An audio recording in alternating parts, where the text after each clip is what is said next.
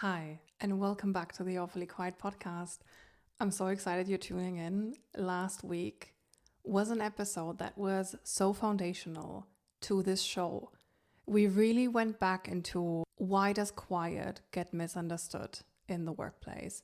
Why does it get underestimated? Why does it get overlooked? And if you peel all the layers back, what you find is that it doesn't have anything to do with confidence, with a lack of skills, or really anything that you think you're going to need to do in order to be visible, be seen, be acknowledged as somebody who does great work, but it's something entirely different. And if you haven't watched the episode yet, it is a quick 7-minute listen or watch, and I recommend you do that before we get into this episode.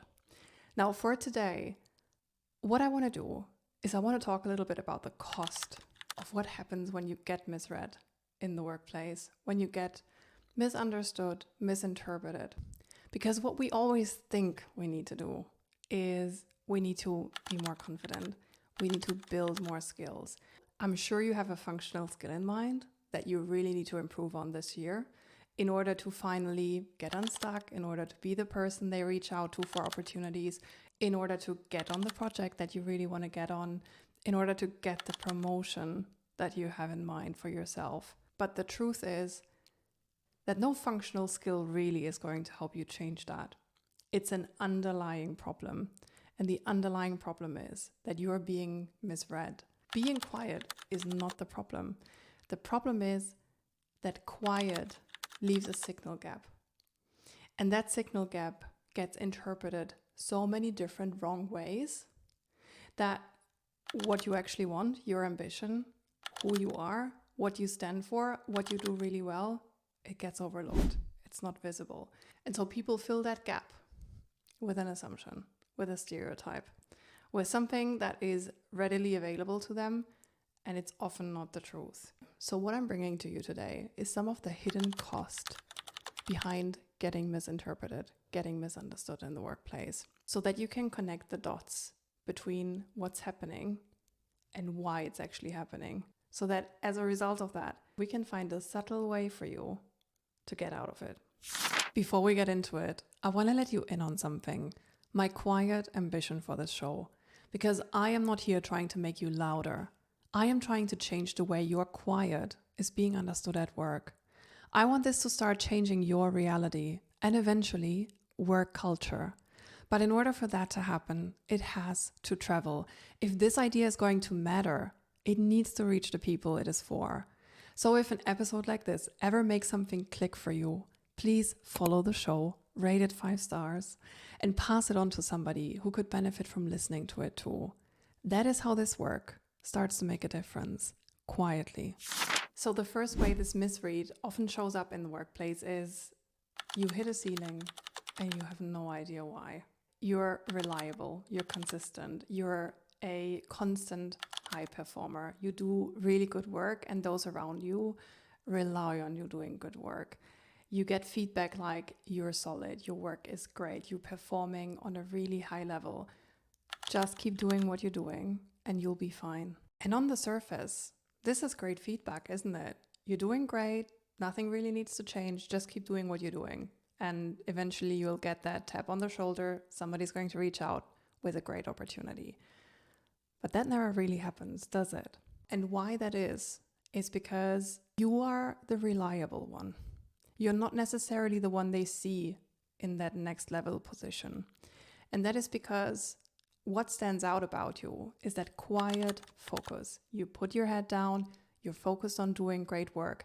That is all they see. So in their mind, you're entirely content with what you're doing. You're entirely content with doing great work, focusing quietly. And they don't know anything about your career ambitions. They have no idea you want that project, you want that next opportunity, you want that new door that opens. The painful truth really about this is that you're not missing a skill. You don't need to do better work. Your work is great as it is. You're just missing interpretation. You are missing that bridge between being content where you are, doing great work quietly by yourself, and actually wanting that next opportunity, wanting to be on the project, wanting that door to open for you. Another cost of being misread and misinterpreted at work as the quiet one is your ideas land when somebody else says them. This is a very common frustration for introspective people in the workplace when they actually do say something in a meeting and a couple minutes later somebody else picks it up again, reframes it slightly, articulates it in a slightly different way, and everyone goes, "Oh, that's brilliant.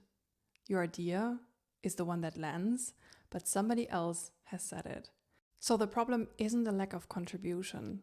It's that your thinking isn't being anchored to you.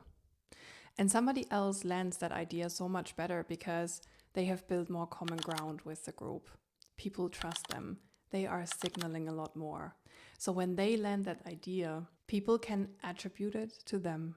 They can easily connect the dots, and it lands so much more powerfully. The painful truth here is you're not being overlooked because you're quiet.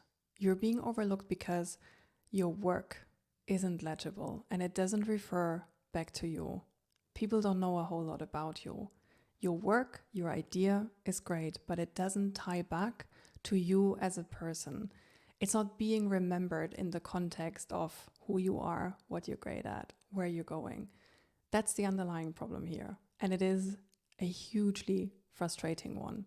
But the first step to changing anything about it is truly understanding it and tying it back to that problem of being misread, being misunderstood, not signaling enough, not positioning yourself enough so that your work gets attached to your name. The third cost of being misinterpreted as the quiet one at work is that you're not being considered for opportunities that you would be great at. Now, maybe this has happened to you before, but imagine a role, a project, a promotion appears, and you only hear about it after it's already been assigned to somebody else. Nobody ever reached out to you asking whether you want to throw your head in the ring, whether you want to apply and go for it, because they didn't even consider you. They weren't even aware that you would have loved that opportunity and that you would have killed it at that opportunity. What's happening here is that your ambition is not visible. Your quiet style gets mistaken as low appetite. And when these decisions are being made, when there's a question in the room of like who would be great for this and that opportunity, people often go for the safe bets, for those who have clearly signaled intent. So the painful truth here is you're not lacking ambition, you're lacking an external signal of intent. Now, if we zoom out for a moment, initially it could look like 3 different problems. But if you look closely, they're all consequences of the same thing. People build a picture of you over time, and that is based on what they see, what they remember about you, and what they can easily explain to others. And if your clarity only lives in your head, if your ambition isn't externally visible, if your thinking never travels beyond the room that you're in, then none of that becomes part of that picture. That is why working harder often doesn't fix this. That is why adding another skill, another course, another credential rarely changes how you're being read and understood and interpreted at work. These are confidence problems. They're interpretation problems. And once you can clearly see that, another question comes up. Not how can I be louder, but under what conditions does quiet actually start working in my favor? And that is where we're going next week. See you there.